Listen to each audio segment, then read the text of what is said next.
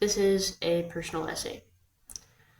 I was walking down a street of art vendors in April when I noticed an artist drawing alone on the ground. I bought something from her and asked if I could sit down. We sat and talked about life and art. I often think of that conversation. Her art focused mainly on animals, mythology, and colorful, sketchy outlines. We said goodbye, and she gifted me an oil pastel of a colorful hummingbird. Later, we had become mutual on social media, talking back and forth about the art we shared, her paintings, our poems. At our initial meeting, I told her about a challenge I was participating in at the time called Escape Roll, a writing challenge I do every year in which once a day in April I write surrounding a prompt and publish it with a hashtag for others to find.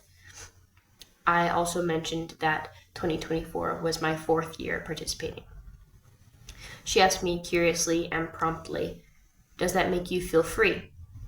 Ultimately, she asked me that question various times in that conversation. Each time I realized more how I had never thought of it.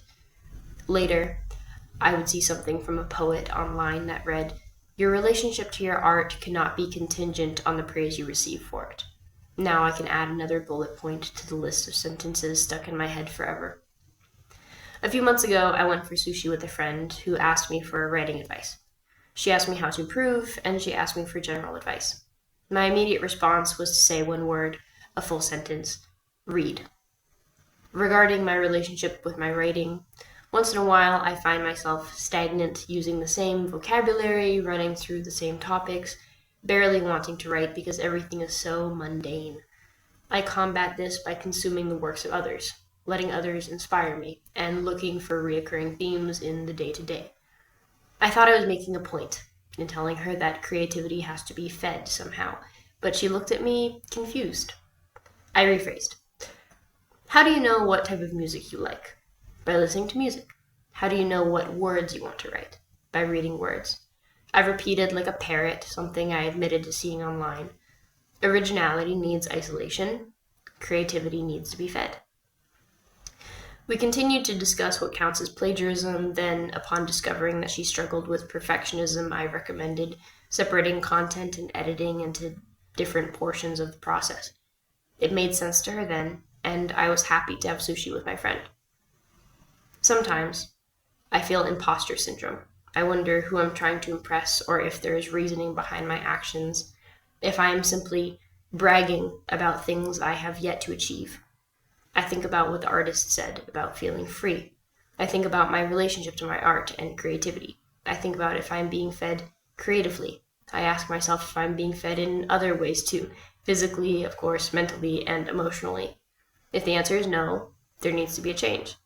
How can I show up in the ways I want to if I'm starving and tired?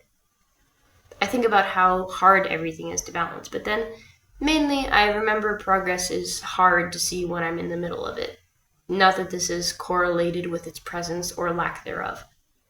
The truth is that the day people stop caring about writing is when we also stop caring about information. Let it be known, I do not want this reality to come to fruition. I hope that media literacy is always amongst the public at large. As far as my writing goes, though, I will continue to write, regardless of how bad or mundane it is. I can always watch growth without documentation, but of course I would miss the evidence. If not for others, then for myself. One day, if it's decided that nobody cares about writing, no one would have to, so long as my writing remains freeing for me. That's all. I have a head cold. As we live and breathe, this entire portion of my body feels like it's completely underwater. But thank you for listening. That was that. Okay. Bye.